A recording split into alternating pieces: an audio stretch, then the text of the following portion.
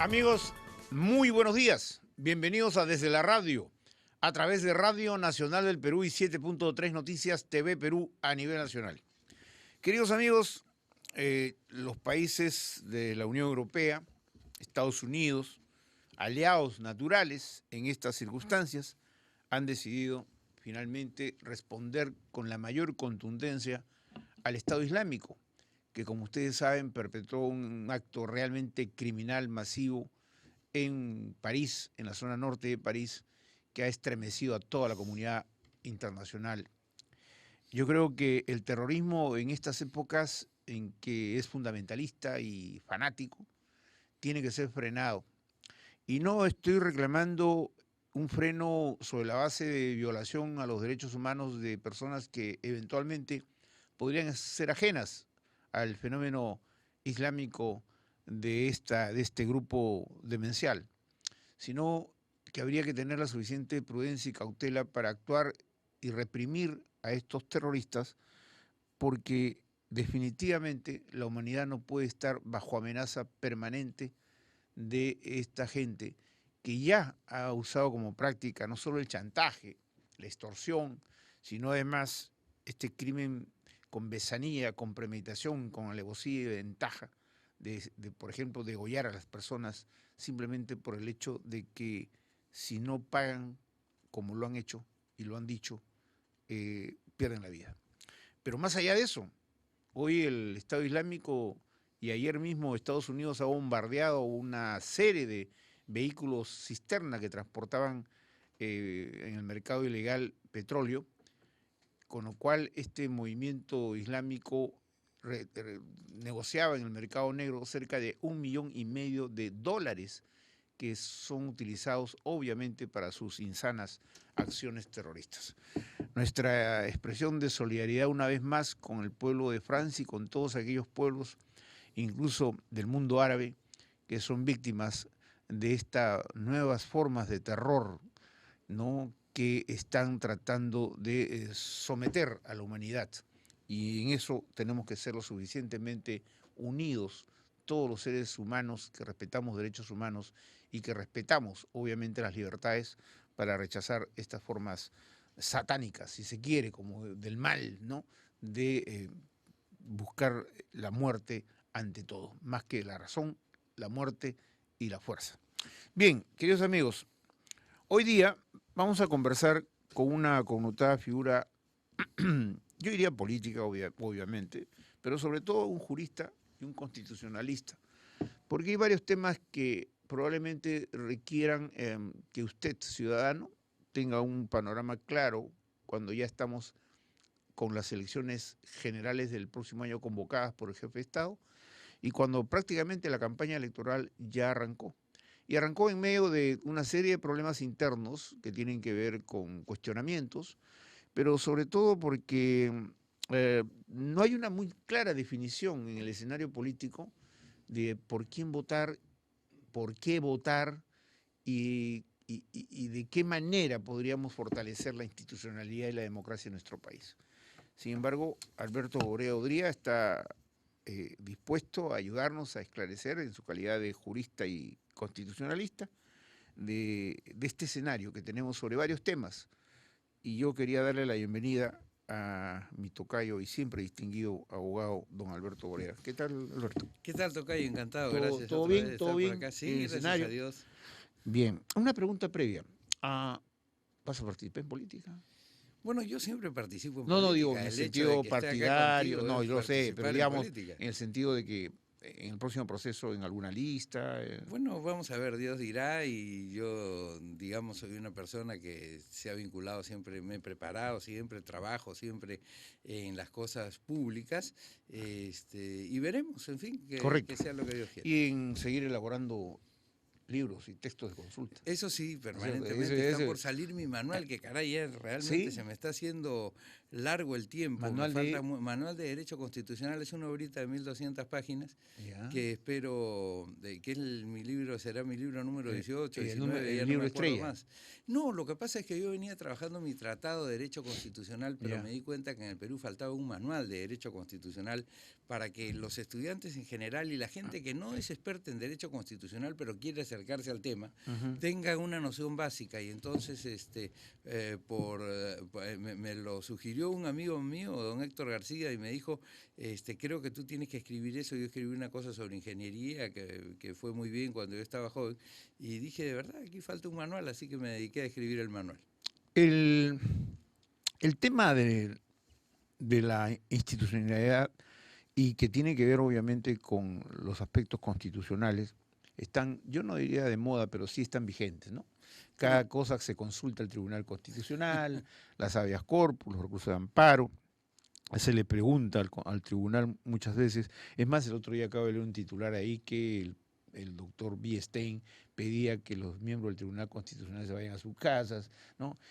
Ahí hay un problema serio, mi querido Alberto Borea, en el sentido de que la institucionalidad parece que está en crisis, habida cuenta de lo que está pasando en el Consejo Nacional de la Magistratura, en el Tribunal Constitucional, en el Ministerio Público y, si queremos arrastrar en esta suerte de análisis, a los tres poderes del Estado, o sea, desacreditados ante la opinión pública por una serie de razones. ¿Cuál es tu lectura, tu percepción de este problema de institucionalidad que vive nuestro país? Bueno, en primer lugar, la institucionalidad en el Perú está destrozada desde el golpe de Fujimori en 1992 y desde ahí no se ha recuperado.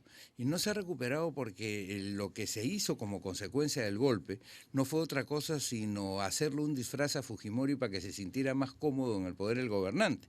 Y en consecuencia le bajó los controles, por ejemplo, quitó ese foro de discusión de gran nivel que existía en el Perú y que existe en todas partes del mundo, que es el Senado. Así es. En consecuencia, el gran debate, el debate de las ideas, no el debate de los insultos, no el debate del dime que te diré, sino el debate de las ideas ya dejó de estar presente en el Perú hace 23 años, desde que Fujimori lo canceló. El tema de los ascensos, por ejemplo, en las Fuerzas Armadas, que tiene que ver con la institucionalización de una de las instituciones, uno de los factores de poder más importantes en cualquier sociedad, digamos, se lo entregó directamente al presidente de la República. Yo no solamente sostengo que las personas que van a acceder a los cargos de oficiales generales, ya sea almirantes, generales del aire, etcétera, etcétera, sean ratificados por el Congreso, porque tienen que tener una investidura del pueblo, que es al final de cuentas el titular de todo poder y también de ese tipo de poder, sino también tendrían que pasar por ese tamiz las denominadas invitaciones al retiro, porque fíjate tú, recuerda cómo para preparar la última dictadura, el pretendiente a dictador fue pasando al retiro a todos aquellos generales que le resultaban incómodos, hasta que se quedó pues con los Hermosas Ríos, Saucedos, Villanuevas y todos esos, ¿no es verdad? Claro, sí, todos los que estaban dispuestos a seguirles el amén, y salió de tipos magníficos como Carlos Suárez, como Jaime Salinas, como José Pastor, ¿te das cuenta? Claro. ¿No? Ahora, ese es un tema que tiene que ver con la institución, en este caso castrense. Bueno, pero te estoy hablando de las instituciones sí, claro, en general, claro. ¿no? Yo estoy totalmente de acuerdo en eso, no estoy objetando lo que tú dices, sino que además habría que pasar también por ese tamiz al cuerpo diplomático para evitar, por ejemplo, embajadores políticos que a veces han dejado mucho que desear en el escenario. Sí, yo ¿no? creo que sí, porque si bien el representante, el que dirige la política exterior es el presidente de la República, el representante, a nadie se le conoce, por ejemplo, en el mundo como el embajador del presidente Pérez, o del presidente López, o del presidente Rodríguez, sino se le reconoce como el embajador del Perú, del Estado peruano. Y el Estado peruano no solamente está conformado por el presidente, sino además por el Congreso de la República. Yo creo que una ratificación, además, al embajador le da una sensación clara de que él está representando a ese colectivo de personas que se llama Perú y que tiene unos intereses que en algunos casos vienen un poco distintos de lo que quiere en ese instante el gobernante. Hay intereses trascendentes en la vida de un país que son las políticas a las que la nación tiene que aspirar. Sí. Cuando la institucionalidad de un país está fuerte, sólida y estable, No es necesario que existan campañas periodísticas, mediáticas para hacer revertir alguna decisión.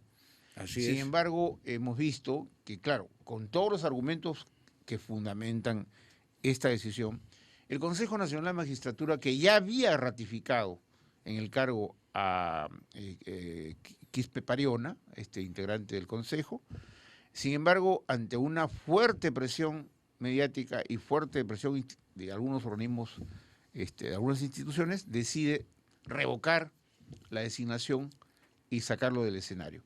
¿Eso es bueno o es malo desde el punto de vista institucional? Mira, a mí me parece que no es acertado, y te voy a decir por qué no es acertado. Más allá del caso de Quispe Pariona, a quien yo personalmente no conozco ni he seguido de cerca el tema del nombramiento y estado de viaje, como te anuncié la última vez que estuve acá por unas semanas. Sí.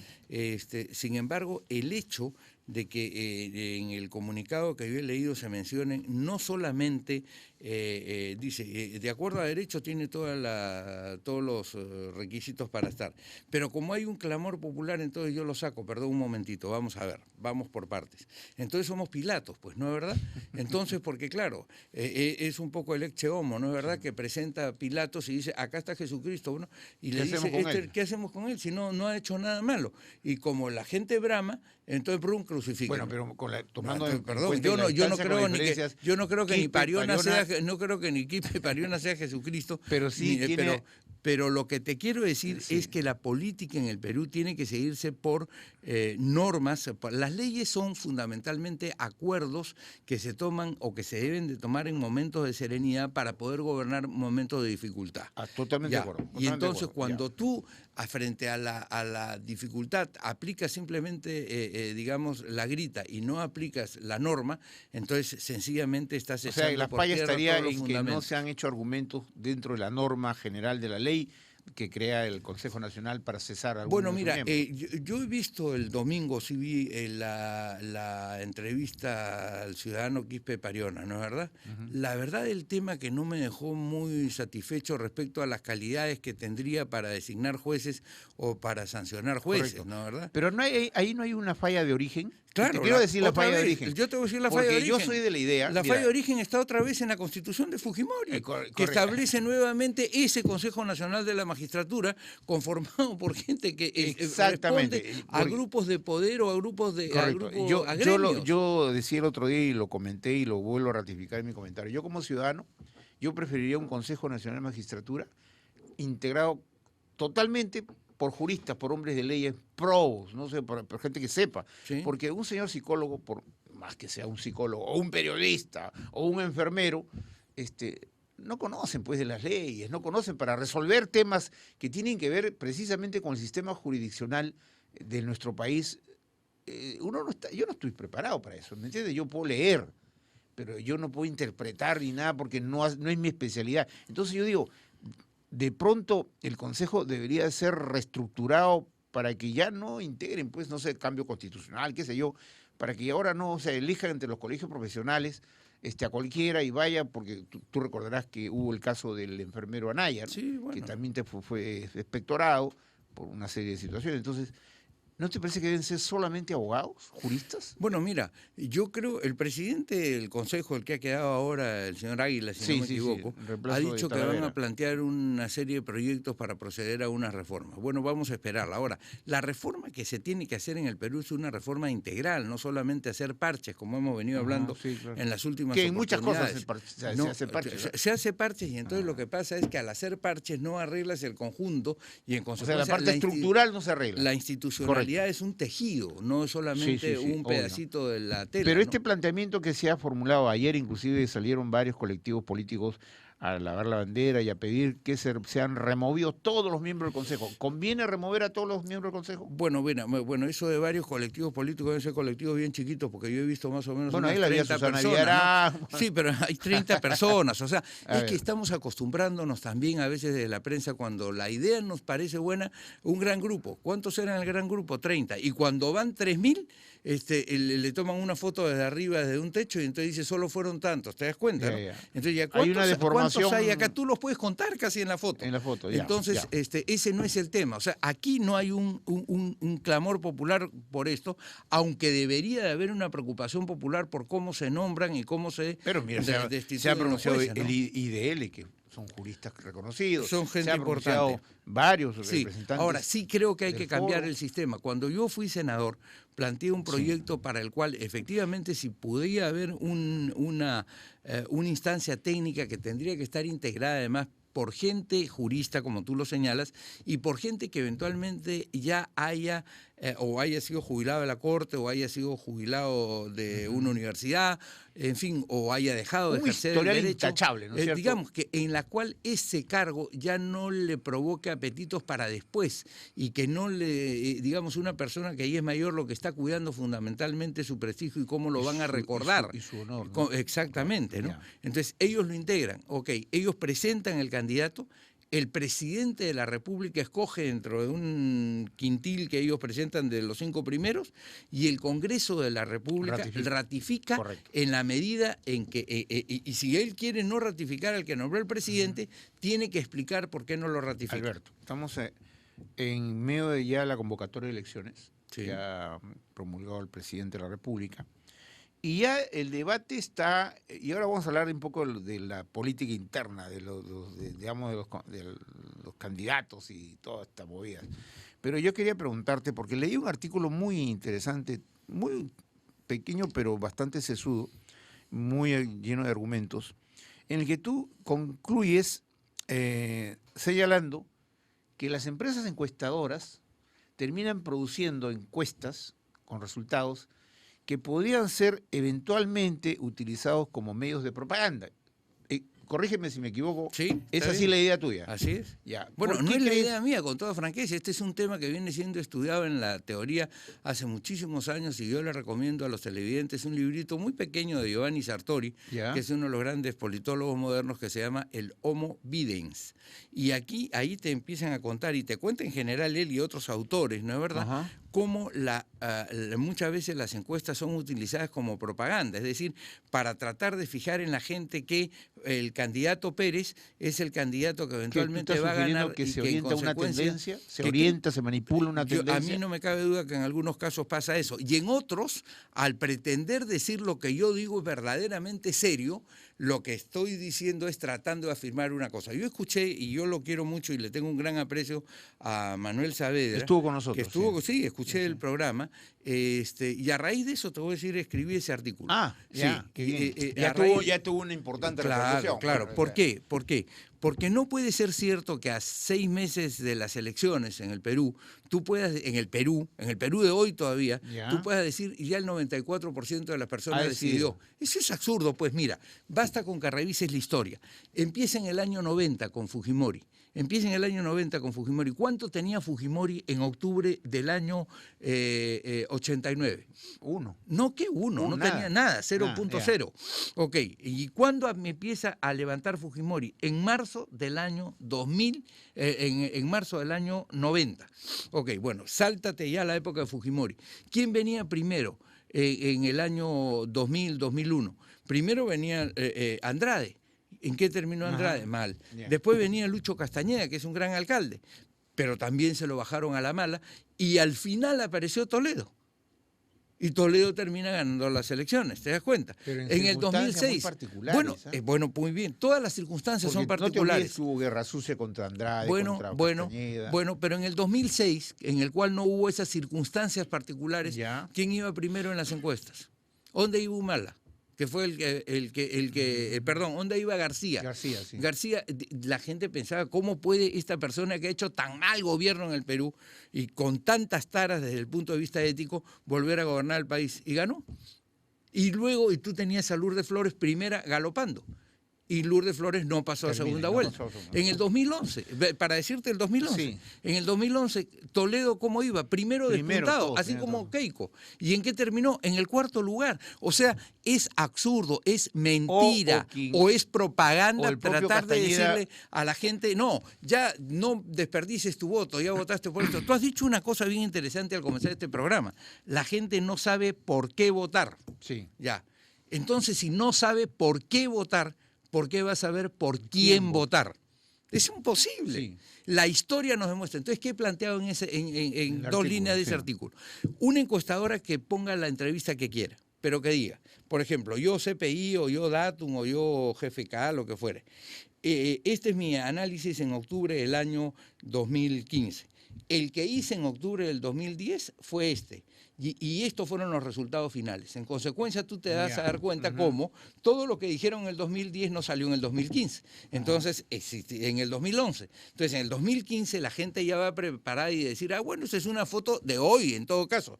Pero no es lo que va a salir, ni tampoco yo tengo por qué guiarme por eso, ni nada por el estilo. O sea, tú entonces, es una buena manera no le das el crédito a una encuesta, aun cuando puedas cuestionarla, pero que pueda tener algunos perfiles que sea, digamos, de pulcritud, de severidad. Sí. Mira, puedo hasta creer que lo que dicen en este momento, lo que presentan en este momento es correcto.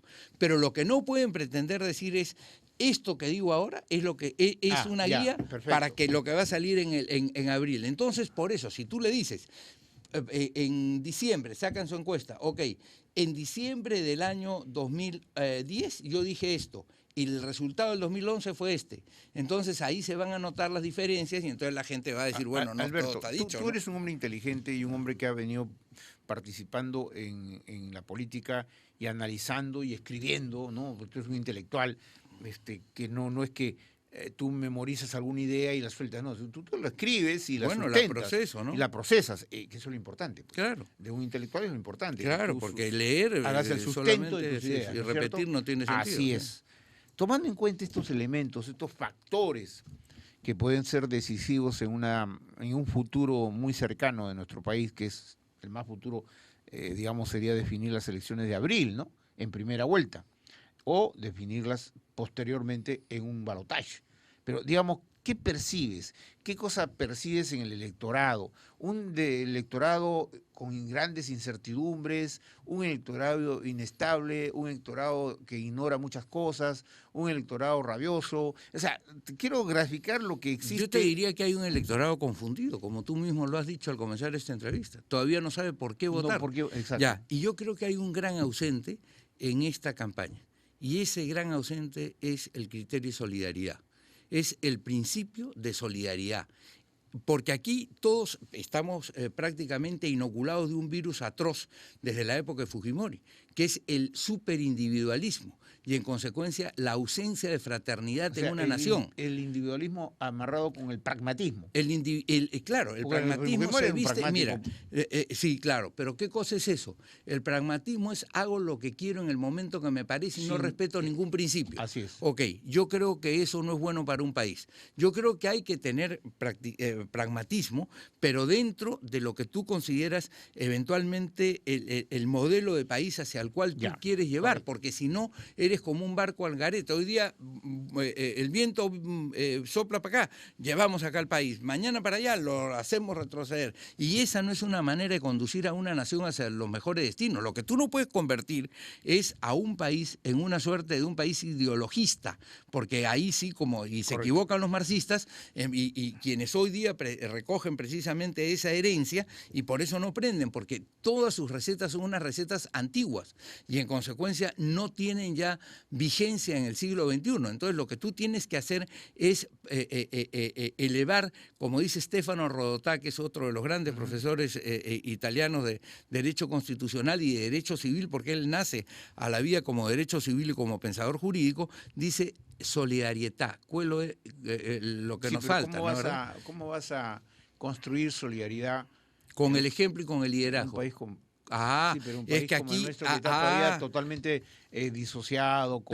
Pero mira, Alberto, lo que nos ha faltado en los últimos 5 años, lamentablemente, es liderazgo. Correcto. Y eso para centrarnos hay que en el liderazgo en estos últimos minutos, eso implica un cuestionamiento a nuestra clase política. Bueno, perdón, no hay clase política. En este momento lo que existe es clase de pragmáticos, porque políticos no hay. O sea, gente digamos, que se atreva a sostener tesis aun cuando vayan en contra de lo que dicen los medios. ¿Tú conoces a alguien? No. Basta de que los medios digan A y al día siguiente todos dicen A. Correcto, Ese es el poder de los medios. Bueno, pues, y esa es la Está falta. reemplazando a los Esa es partidos la falta, políticos. claro, esa es la falta de fuerza en la gente que se prepara y dice: yo resisto, explico, convenzo a la sociedad de que esto es lo que necesitamos. En la sociedad Pero necesitamos entonces, solidaridad. Alberto, de todo lo que tenemos en esa vitrina de exposición, Alan García, Keiko Fujimori, o primero Keiko, después García, o Kuczynski, Acuña, etcétera, etcétera. De todos esos que tenemos, ¿quién crees que está en ese campo del que tú estás advirtiendo que hay ausencias y clamorosas ausencias? ¿Quién estaría cumpliendo con ese rol? Nadie, ninguno. Nadie, pues, hasta ese Entonces, momento nadie. Nadie, pero además no solamente nadie, sino que nadie, si lo plantean, lo va a creer. Tú vas a creer que Keiko Fujimori, que está en campaña hace 5 años, y con su padre está en campaña desde siempre, desde que dejó el país para fugarse, irse al Japón y renunciar desde allá, ¿no es verdad? ¿Tú crees que va a plantear un mensaje solidario? ¿Tú crees que Pedro Pablo Kuczynski, que está en campaña también hace 5 años, va a hacer lo mismo? Es decir, y que García eventualmente luego, digamos, del pésimo primer gobierno, pero además de un segundo gobierno lleno de cuestionamientos, ¿va a poder encarnar algún grado de credibilidad con este tema? De ninguna manera. O sea, yo no, por eso cuando yo escuchaba a Saavedra decía, Manuelito, pero no es posible lo que estás diciendo, ¿no? Mis ojos no pueden estar tranquilos con lo que ven, ni mis oídos con lo que escuchan. Y por eso es que esta conversación a la que tú me invitas me cae perfectamente para poder decirle al país: eso no es verdad. El Perú sigue esperando a alguien que lo lidere desde un punto de vista de conducirlo a la solidaridad, pero si a la no hay un fraternidad. líder visible en ese sentido. Aparecerá. Pero sería un outsider. No necesariamente un outsider, puede ser un outsider, un insider, un medio outsider. Digamos, los últimos comentarios que acabo de leer, incluso de Torres y muchos otros que dicen que en el caso de Acuña podría ser un fenómeno de crecimiento. ¿Tú crees en eso? Bueno, mira, un fenómeno de crecimiento en este momento puede ser cualquiera. Puede ser Acuña, espectacular, digamos. Bueno, puede ser Acuña, puede ser Verónica Mendoza, puede ser Guzmán, puede ser cualquiera de los que estén en la lista, y es más, cualquiera de los que todavía no está. ¿Sabes por qué? Porque todavía los candidatos no están planteados y en consecuencia tú no sabes qué es lo que va a venir. Cualquiera puede ser. Ese es cierto. Todavía no tenemos la nómina, ¿no es cierto?, definitiva. Así es, exactamente. ¿Quiénes son los que se Entonces, van a... aquí puede venir, además no necesita ser, de repente el outsiderismo, vamos a decir, lo que los italianos llaman el cualunquismo, el cualquierismo, es lo que nos ha llevado a que estas apariciones extrañas terminan, digamos, por no cuajar un país como el que queremos. Es decir, si la gente no se preparó de verdad, con intensidad, para gobernar una nación y para conducirla hacia un destino, entonces, ¿cómo tú puedes entregarle el destino de la nación? Tú dirías a una persona, vas a operar a tu hijo que tiene un problema en el cerebro, dice: acá hay que venga un outsider, a ver tú, ¿qué está pasando por ahí? ¿Ven? No. Claro. Entonces, ¿por qué en cuanto a los cirujanos del país tú tienes que decirle a un outsider, a un tipo que nunca ha estado preocupado por las cosas públicas: ven, te entrego el país para que tú lo salves? No, por favor, eso no tiene sentido. El poder a cualquiera. Así es, exactamente. Alberto Borea Odría habla claro y, bueno, no se ha dicho todavía porque todavía es muy prematuro si va a participar en algún movimiento político, pero yo veo, como yo soy medio sabueso, yo creo que sí, ¿no? Se está perfilando. Entonces, que sea lo que Dios quiera, mi querido Tocayo. Yo te agradezco. Tú sabes que tengo un aprecio muy grande por la persona de Alberto Borea Odría. Y es mutuo. ¿Sabes por qué, Tocayo? Es un intelectual que siempre está escribiendo y entregando a los ciudadanos lo que él sabe, lo que él conoce, para compartirlo. Y eso es muy importante. Y eso es mucho. Y eso es solidaridad también. Sí, por supuesto. Y por eso me gusta venir a tu programa, Tocayo, porque tú eres un hombre de una trayectoria que nunca se dobló. Como dije un día reciente, que los periodistas tenemos que morir de pie, nunca de rodillas. Así es. Okay. Muy bien. Queridos amigos, Alberto Borea Odría, desde la radio, a través de Radio Nacional del Perú y 7.3 Noticias TV Perú a nivel nacional. Y ya contamos con un tremendo transmisor, ¿no? Vamos a llegar, lo usted ha escuchado en Estados Unidos en la señal de Radio Nacional. Muy bien, gracias, muy buenos días.